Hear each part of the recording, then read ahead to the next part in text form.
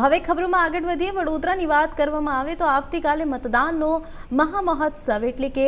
2406 મથકો પર તૈયારી પૂર્ણ સુરક્ષા માટે કડક બંદોબસ્ત વડોદરામાં આવતીકાલે સ્થાનિક સ્વરાજની ચૂંટણી માટે મતદાન યોજવાનું છે જેને લઈને તંત્ર દ્વારા તમામ તૈયારીઓ પૂર્ણ કરી દેવામાં આવી છે શહેરના 2406 મતદાન મથકો પર મતદાન પ્રક્રિયા હાથ ધરાશે ઈવીએમ ડિસ્પેચથી લઈને સુરક્ષા વ્યવસ્થા સુધી તમામ બાબતોમાં તંત્ર સજ્જ બન્યું છે ગરમીને ધ્યાનમાં રાખીને કર્મચારીઓ માટે ખાસ સુવિધાઓ પણ ઉપલબ્ધ કરવામાં આવી છે તો વડોદરા શહેરમાં આવતીકાલે યોજનાર મતદાનને લઈને ચૂંટણી તંત્ર સંપૂર્ણ રીતે એક્શન મોડમાં આવી ગયું છે શહેરમાં કુલ 2406 મતદાન મથકો પર મતદાન યોજાશે જેના માટે ઈવીએમ ડિસ્પેચની કામગીરી આજથી જ શરૂ કરવામાં આવી છે ખાસ કરીને વોર્ડ નંબર 13, 14 અને 15 માટે ઈવીએમ ડિસ્પેચની પ્રક્રિયા સવાર 8 વાગ્યાથી શરૂ કરવામાં આવી હતી આ સમગ્ર કામગીરી દરમિયાન તંત્ર દ્વારા સુવ્યવસ્થિત આયોજન કરવામાં આવ્યું છે જેથી કોઈ પણ પ્રકારની અવ્યવસ્થા સર્જાય નહીં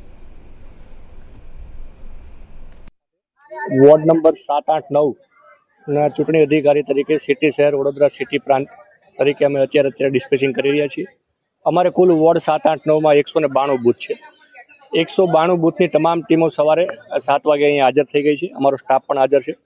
બધા જ બૂથોનું મટીરિયલ મશીન સ્ટેશનરી બધાને વિતરણ થઈ ચૂક્યું છે પરંપરાગત જે પદ્ધતિ હોય છે બહાર મંડપ ગાળા નાખીને એના કરતાં અમે વિશેષ જે પોલિંગ સ્ટાફ છે એની સુવિધાને ધ્યાનમાં લઈ